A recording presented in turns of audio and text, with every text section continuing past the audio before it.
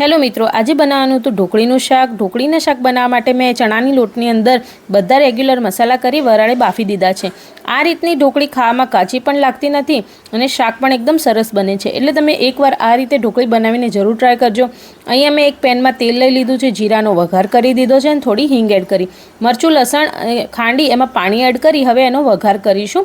आ वघारमांथी ज्यां सुधी तेल ना छूटे त्यां सुधी वेट करीशुं। बधो ज वघार एड करी दीधो छे। हवे एमांथी थोड़ुं थोड़ुं तेल छूटवा मांड्युं छे एटले एमां आपणे रेग्युलर मसाला करीशुं। मसालामां तमे हाल मरचुं एड ना करता, जो तमने तीखुं ओछुं लागतुं होय तो तमे एड करी शको छो। गरम मसालो एड करी गैसनी फ्लेम स्लो करी 2 થી 3 मोटी चमची दही एड करीशुं। दही एड करी व्यवस्थित मिक्स करी दईशुं। मिक्स कर्या पछी हवे थोड़ुं थोड़ुं करीने पाणी एड करीशुं अने एकदम पातळो घोल बनावी दईशुं।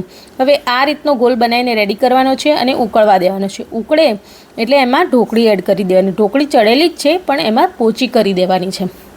हवे ढोकળી चढ़े त्यां सुधी आपणे वेट करवानो छे ढांकी अने आपणे 10 થી 15 मिनिट वेट करीशुं। 10 मिनिट पछी मैं ढांकणुं खोल्युं तो ढोकળી एकदम सरस पोची थई हती।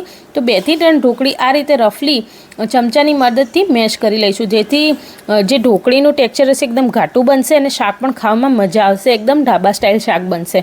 आमां डુંગળી टमेटा एड करवानी जरूर ज नथी। आ रीतना दही अने लसणनी चटनीथी सरस ढोकળીनुं शाक काठियावाड़ी बनीने रेडी थाय छे। बधुं मिक्स कर्या पछी तमारे मसाला ट्राय करवाना छे। जो मसाला ओछा होय तो एड करी थोड़ी खांड नाखवानी छे। खांड ऑप्शनल छे टोटली।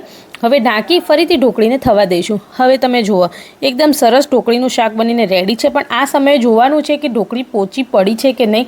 अत्यारे मने थोड़ी काठी लागी तो फरी मैं पाणी एड करी अने आने बराबर उकळवा दईशुं।